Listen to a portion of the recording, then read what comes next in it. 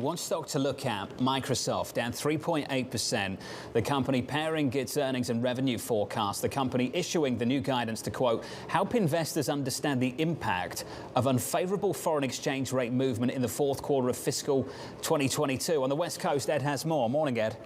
Yeah, good morning, John. This is a rate story, isn't it? This is a rate story, but not the one that I was expecting to discuss in the context of tech.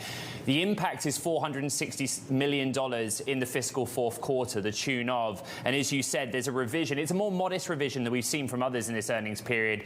But in the quarter, earnings per share to be $2.24 to $2.32. That's down from its previous estimate in April of $2.28 to $2.35. Also a slight revision in the revenue forecast for the coming quarter as well. It was only in April that Microsoft painted this very bullish image of robust demand, particularly in cloud, strong earnings outlook. But again, they're part of this broader story. Revisions, the world is changing. I'm also keeping an eye on shares of Meta, the parent company of Facebook, up 0.1%. You have heard the news that Sheryl Sandberg, the COO, is leaving the company after 14 years. The other area really to watch, HPE. This is a fascinating story. Demand, very strong, but supply chain impact and the impact from Russia leaving that market gives a one-time hit to the numbers.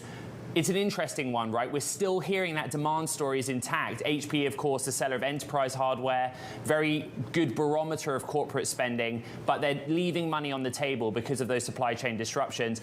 I like this story, John. I'm a nerd. I'm a West Coast guy. I like the history of how they split the consumer and enterprise businesses. And since that point, the consumer and the PC side has really outperformed. But what I'm hearing in this earnings season is that enterprise spending is still there in pockets, and that's where we want to look. What happened to your Welsh roots? You're a West Coast guy. What happened, Ed? You've changed. Welsh roots, London accent, West Coast guy. Ed, thank you, buddy. Thank you, mate.